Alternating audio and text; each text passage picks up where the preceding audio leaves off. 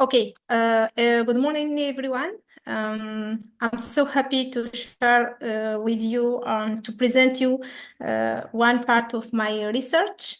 I'm Razika Chelli from the from Algeria. I'm working on Lower Pleistocene in Algeria. I'm a archaeologist and taphonomist of the macro mammals, okay, excavated in the prehistoric sites. Okay.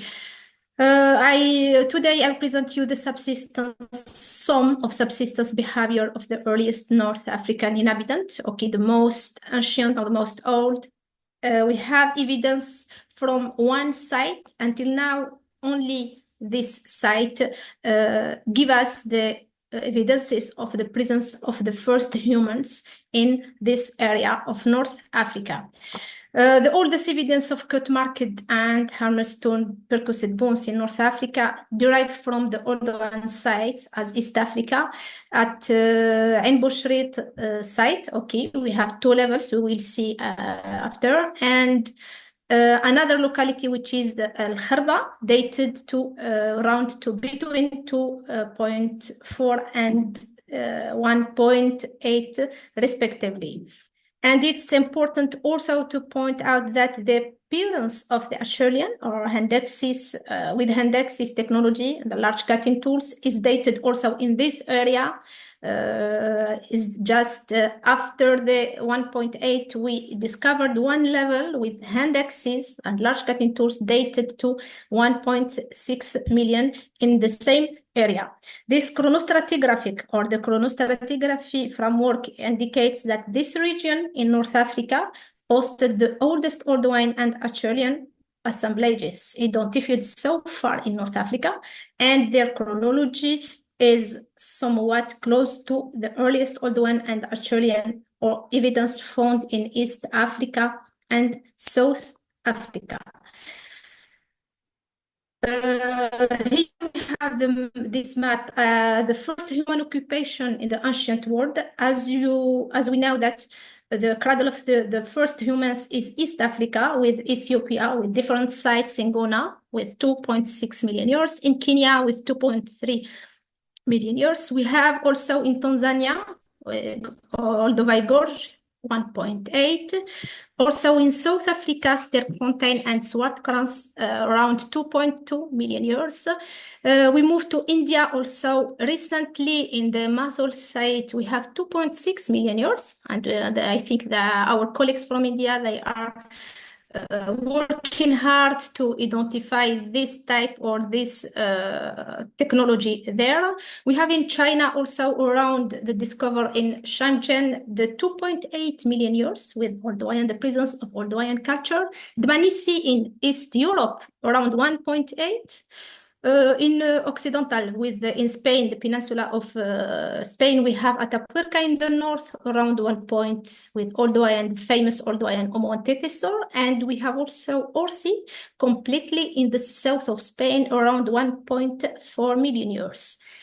And finally, in Italy, in Peronor 13, we have 1.3 million years here in Italy. Now, if this circle, this blue circle, as you are seeing, is completely out and we have no idea or no information about this part of this big continent, what happened here?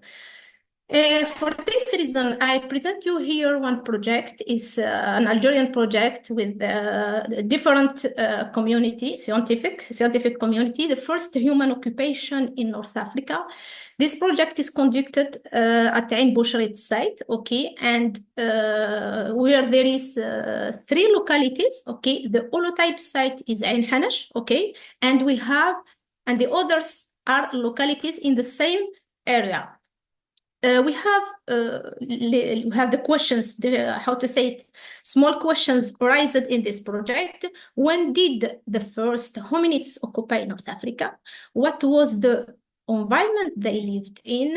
And what technology did they use? And what was their diet? It's 3 questions to resolve in this project. It started maybe 40 years ago, okay, with our professors here, with multidisciplinary approaches and aspects and an international collaboration, collaboration with different specialties. The first is the field and the laboratory study, like methodological prospecting of all the area of Ain Boucherit, okay, in order to precise your geological study and search for chronological criteria, reconstruction of the paleo environment of this region in relation to the activities of the hominids that occupy this region, and finally, the reconstruction of the technological and subsistence behavior of the first humans in this part of the continent. Here I present you the structural geology of the Beni Fouda. Beni Fouda is the basin, the name of this basin, ancient basin, now is completely dry, okay, and containing these three localities in one sequence of around between 50 and 40 meters depthly.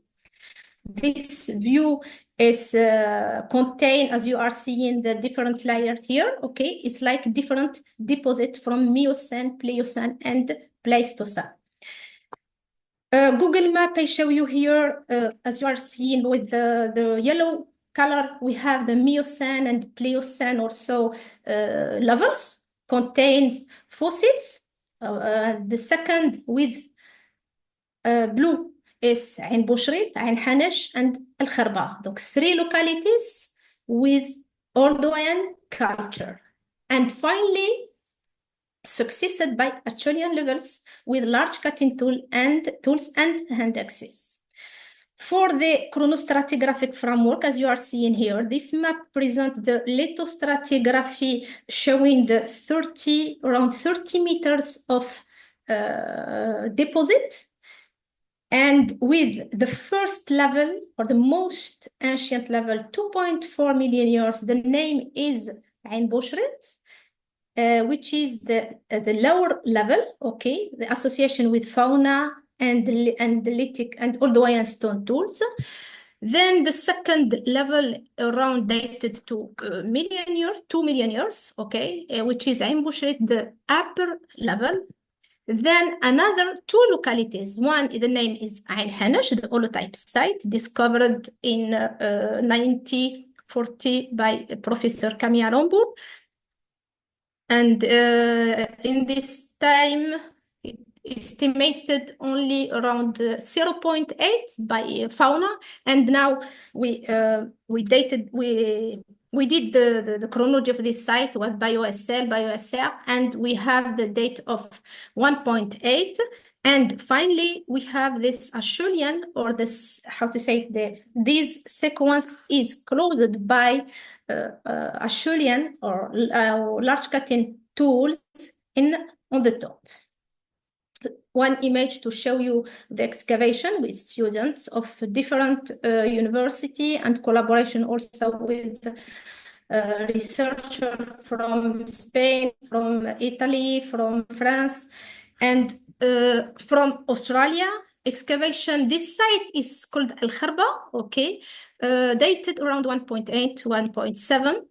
Okay, as you are seeing, we have a few vegetation here, okay. It's like a sub-arid zone now.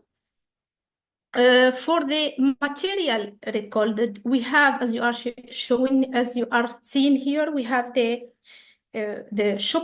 chopping tool, we have coarse spheroidal, we have also flakes, different raw material from like flint, like limestone, quartzite, etc.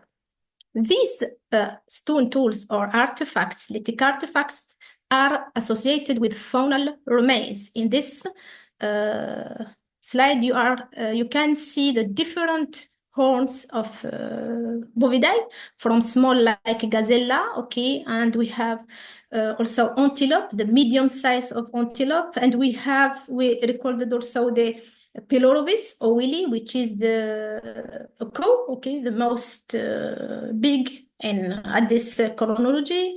Also for giraffe and for the Civaterium, okay, during the early Pleistocene. Also for the big carnivore like Panthera, we have a lot of Colpocoerus, which is how to say, it's like animal which characterize the early Pleistocene sites. Okay, it's like equids. We have also for the elephant different proboscidean and rhinoceros and the crocodile and turtle. This representation we have when we studied this material paleontologically and zooarchaeologically, the results. Our results shows that equids and is the most abundant here. Okay, and we have also a lot of mega herbivore as hippopotamus, proboscidean, a lot of bovidae. It's like explosion of bovidae from the gazella to Uko, which is Pelorvis owili, and the others carnivore. Now, when we applied, we used the zooarchaeological and taphonomical analysis for the faunal remains, and with microscope, we found that this fauna or these remains, these bones, bears the cut marks, okay, traces of the human activities, okay.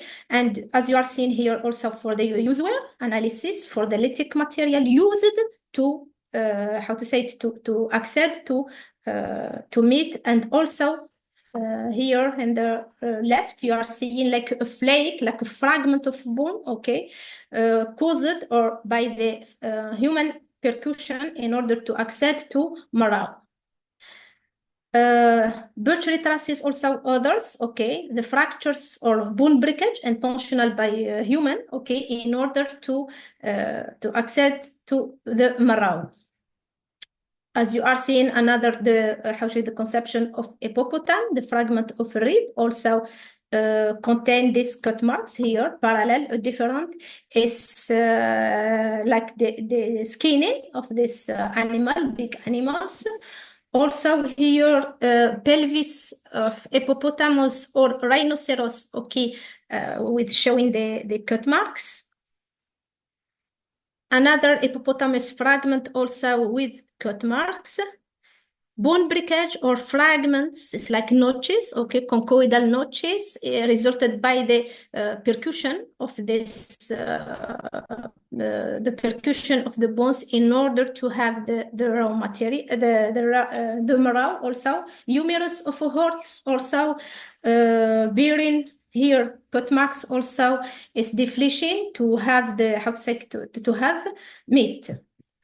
Now, this site, as you are seeing, is the 1.8, okay, for the chronology. And now for the paleoecology relative to the current East African savanna, what if you can see here, the vegetation goes from the C3, type C3, okay, and we have type C4, okay.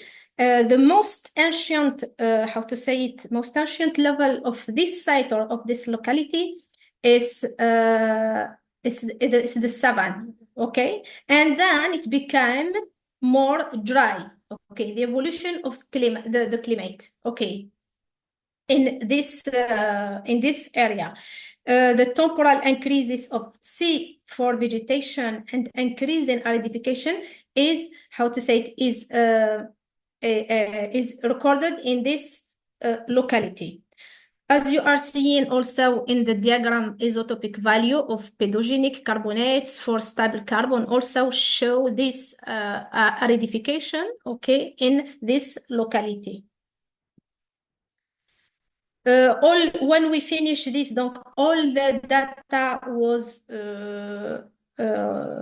published in different, if you can see here, different review, okay, and journals, okay. Now we are around 1.8 and one questions, and we have one questions. Is there another occupation most older or older than 1.8? Okay.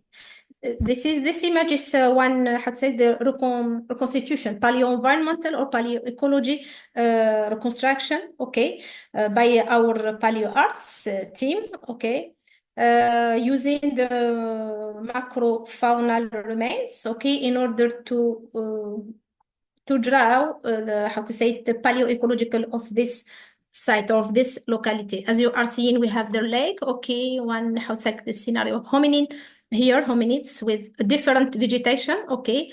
If you remember, I showed you one how to say it, one image. Now it's completely without vegetation, and 1.8 ago, this is our locality. Now, when was there an occupation older than that of Aïn Hanech? Okay, donc we started to excavate around 2 kilometers from the first locality, which is Al Kharba. Okay, and this is one image. Okay, the photo showing the excavation, because we need around how to say it, more than 10 meters, okay, of sediment, how to say it, sterile, without fossils, without any artifacts to move it, okay, in order to start the excavation. This is the material, the lithic material, okay, with the association also of, oh, sorry. This is the lithic materials, okay, coarse, flakes, different raw material, okay, as you are seeing. And for the fauna, in association, we have different bovidae, Civaterium, we have Leparontidorcas, which is the gazella, the small gazella, typically of early Pleistocene in North Africa. And we have different also bovidae, Torotragus, bovidae of medium size. Another photo just to show you the variability or the different faunal remains found, as you are seeing the Colpocoerus, okay, Esoswidae. We have also for the reptile, for the big carnivore like Ursus and Dianidae, Canidae. One Equus numidicus is a veritable Equus caballus, okay. We have also the Proboscidean and most and hippopotamus. Now, in this, the analysis, this archaeological analysis here about on this locality around 1.9, okay, we found butchery marks, okay, on the fauna, as you are seeing here. One tibia of medium-sized animal, okay. The defletion, the activity is defletion, is to remove the meat, okay. Another Equus of Equus tibia also bearing cut marks related also to defletion activity, as you are seeing in the second. For the material associated with this fauna is you are seeing is Oldowan, is a typical Oldowan, okay, with chopper, chopping tool, with coarse, spheroidal, okay. And we have also different dimension of flakes, mainly with flint, made by flint, okay. I think because I think that flint is so important, or it's a beautiful raw material to deflesh or to skin with these tools. Fauna remains from this locality, okay, is in association and bearing also cut marks. In this case, as you know, that cut marks is the link between the fossil bones and the raw material and the lithic artifacts. Now, when we finish this locality, which is dated around 2 million years, okay, another questions, why not another level or another locality most older, okay? Because in East Africa, they started to, how to say, they started to speak on the, how to say, the human, the most ancient human 2.6, okay, why not in North Africa? We started to excavate also and to explore this the same area, and we started with one level, which is 2.4, okay, dated with OSL, okay, and we are lucky to find how to say it, bone remains for carnivores, for canidae, for equids also, okay, the veritable equids, for lagomorpha. We have Anancus. Also for the mammuthus, another Iparion, which is most, how to say it, the horse with three fingers, okay? Donc, it's the Iparion.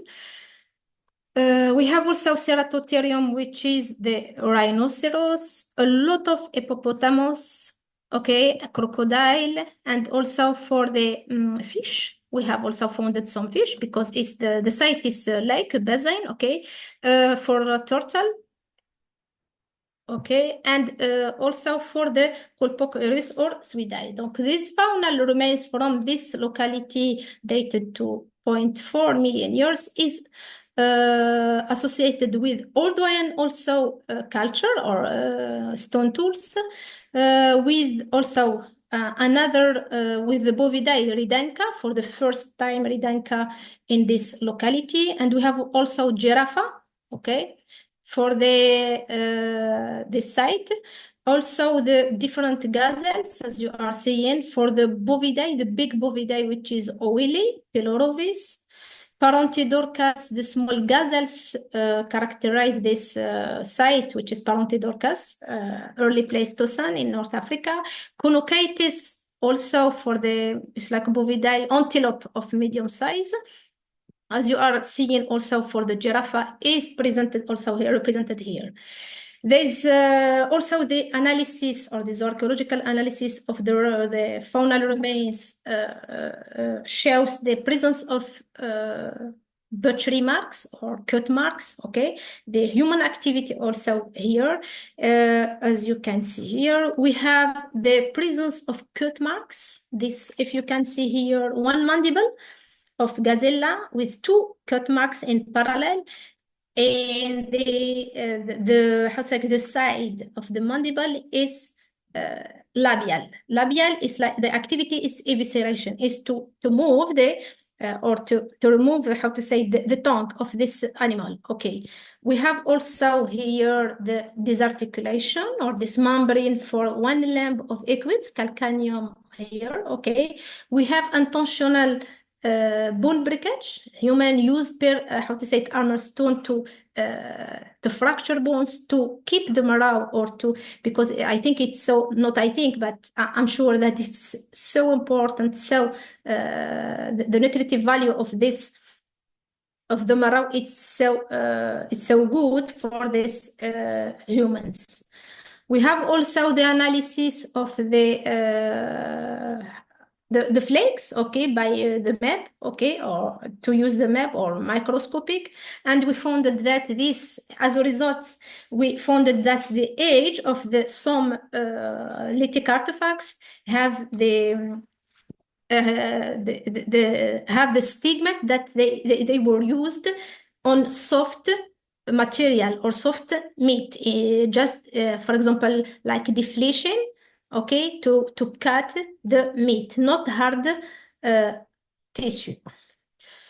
This also is published in one article in 2023, okay, in order just to have the assessing or the evaluating of the subsistence strategy of these first hominidae in North Africa, if you can see the article. Now, for the paleoecology, we use the how to say, the spectrum, the faunal spectrum, in order to reconstruct the paleoecology of this site, of this locality. The most ancient, where the chronology between 2.4 and 1.9, okay, as you are seeing here.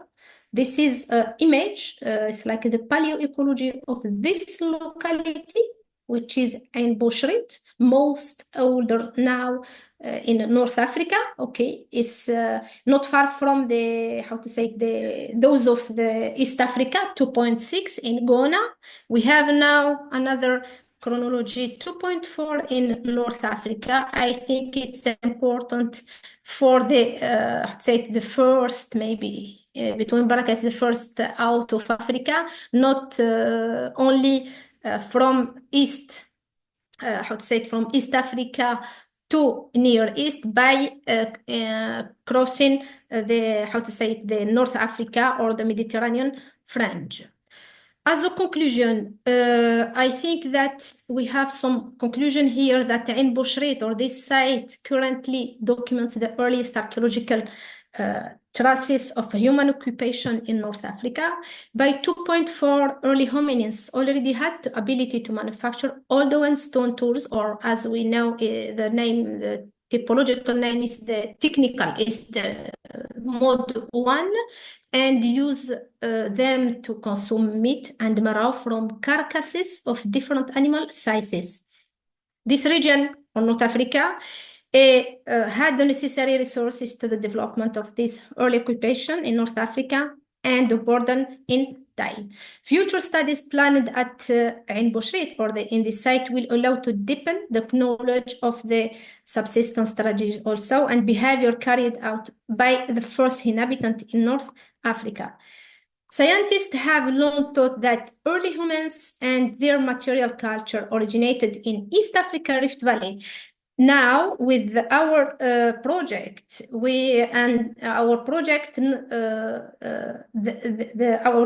our results spread to North Africa, and shows that our results shows that North Africa also is occupied around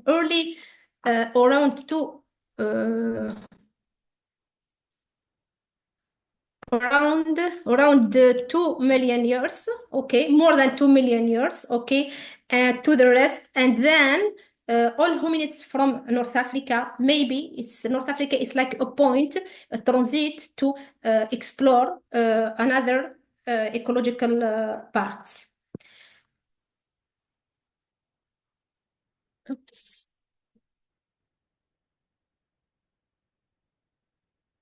It's not function.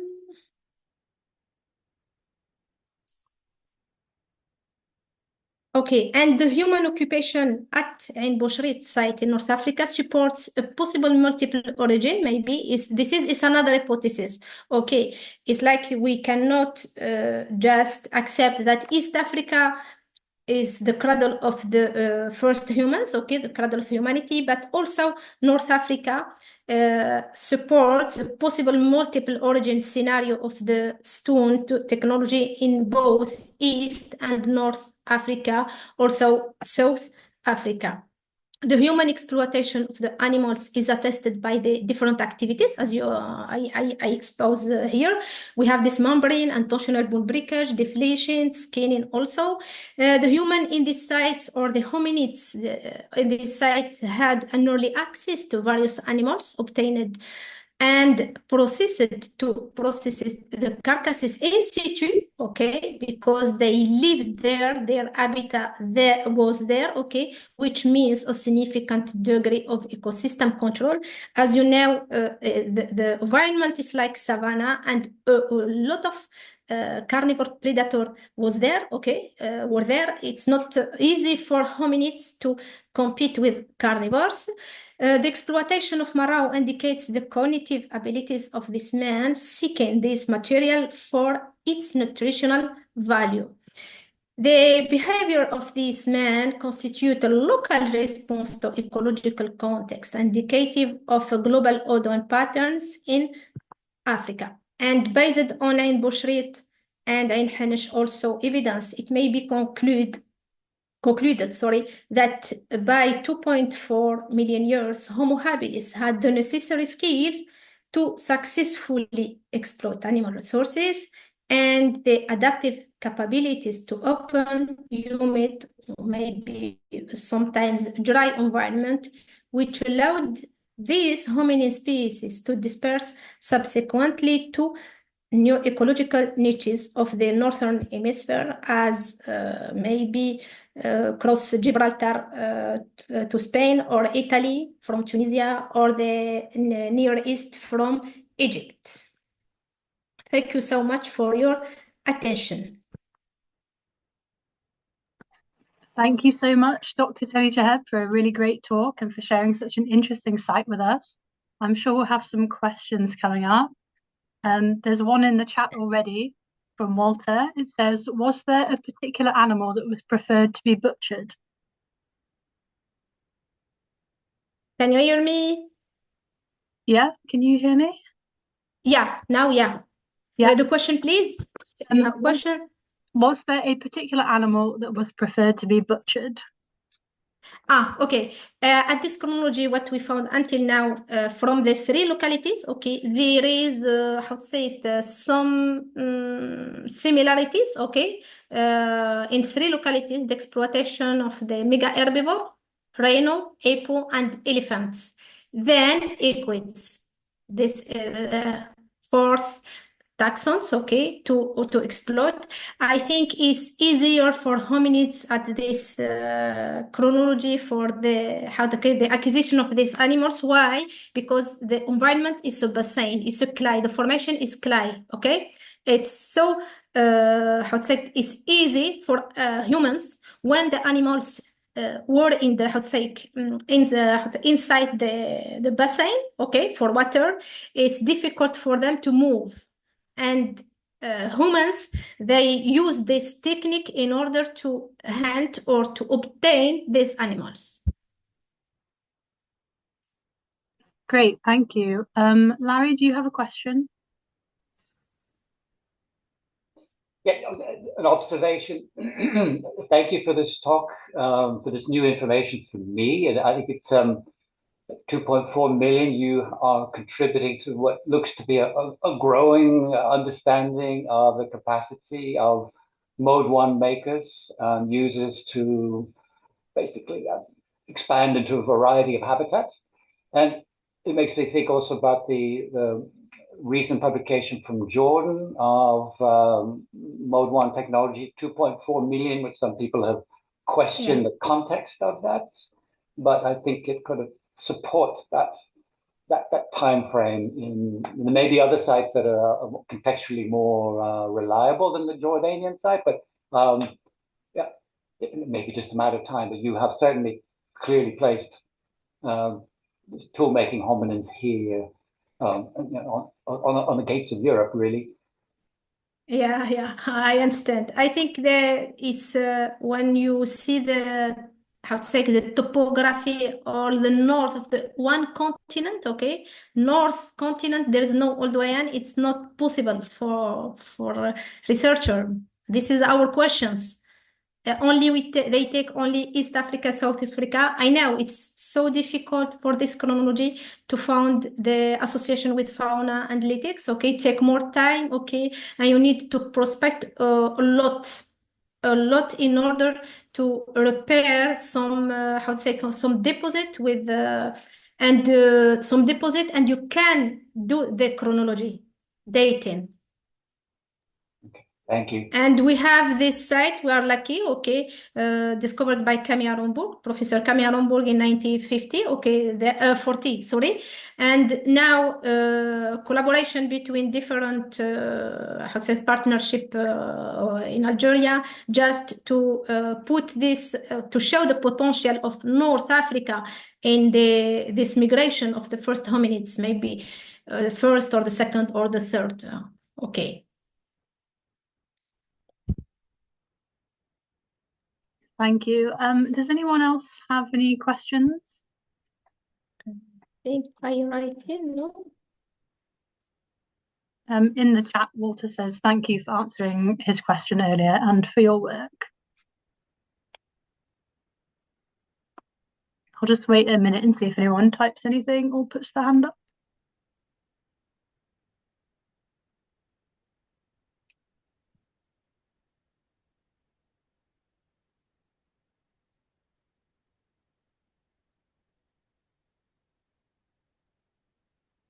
As just one point to add one point for the Acheulean one, in the stratigraphic sequence, we have the Acheulean, the final at the bottom. Okay, we have the Acheulean technologies, but we are not lucky. There is no bones, okay, in association with the hand axes or these large cutting tools, and for this reason, it's difficult for us to see or to explore the behavior, the subsistence for the Homo erectus there in these three localities. In parallel, we are doing another project, explore another zone, okay, area with Acheulean. I think maybe you have idea or someone have idea. Is the Sternifin is one site. How to give us the most ancient Homo erectus, which is Atlanthropus mauretanicus now in Algeria, and we are it's not older, or it's not older than East African Acheulean, okay, around maybe 1 million years, and we founded association of fauna and lithic artifacts, and they have the research there is carrying. Great, we'll look forward to that. In the chat, Lucy says, thank you for a great talk. And Linda has a question. She says, can you speak in more detail about how you chose these particular sites to explore? Why we choose this? Yes, yeah. Oh, okay. I think it's the chat. Okay. Can you speak in more detail about how you choose this particular sites to explore? Okay. For the first time, I started my early career, okay, in Middle Stone Age, okay, but we are not for my PhD in Italy. I worked on the Pironor, one site, the most old there, okay, Oldowan-type, association with fauna. It's like what happened in North Africa. We have Oldowan all in Europe, South Europe, okay, Italy, Spain, France, okay, and now we have in East Africa, and we have in South Africa, but North Africa, okay, this is the first idea. We try to to explore or to check what we have in North Africa. Unfortunately, we have only this site, okay, discovered in 1940, okay, and I started to work with Mohamed Sahnouni, which is the head of this project.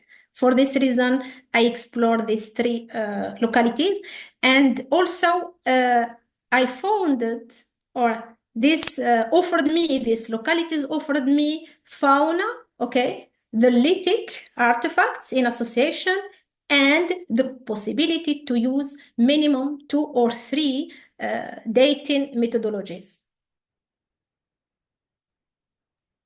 Thank you. That's a great answer. I'm just going to see if anyone has any more questions. I'm just curious, can you tell us a bit more about the logistics of working at a site like that? You were saying before we started the talk that it's difficult to get to, and you kind of live there while you're excavating. Can you tell us a bit more about the logistics? Logistics here. Okay. For example, when we are now, this site is in the north. Okay, in the north is like it's the Mediterranean fringe is like it's so easy. Okay, just you need time. Okay, wait for summer. Okay, to excavate.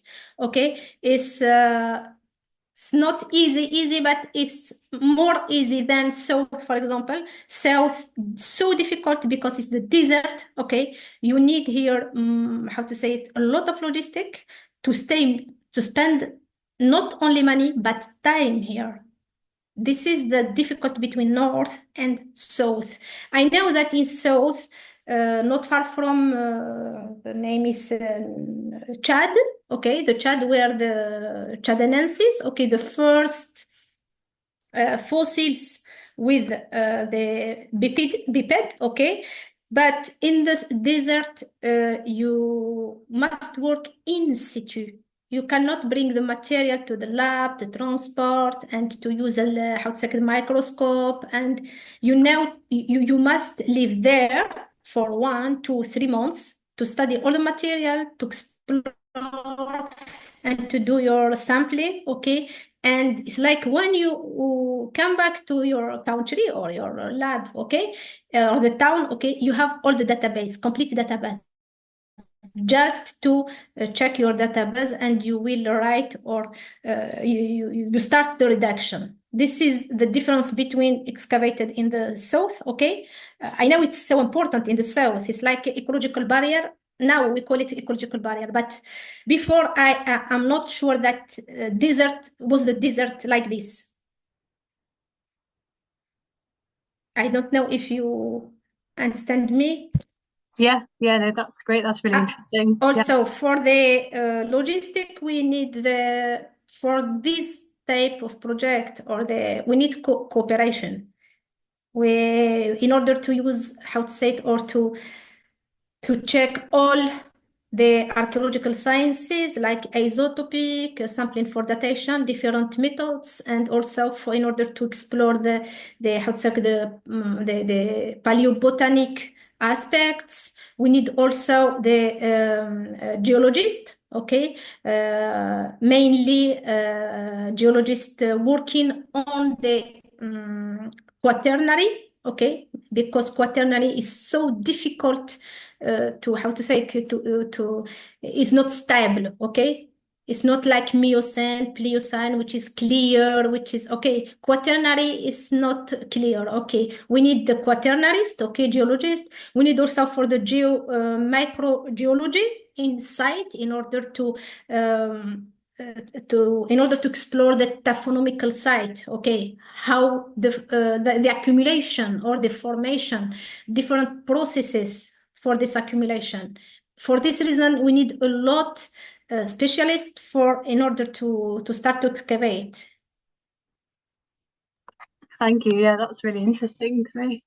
I'll just wait and see if anyone else has any more questions, and then we might stop soon.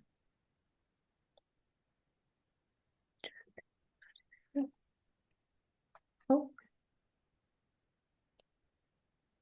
I'll just give it a second.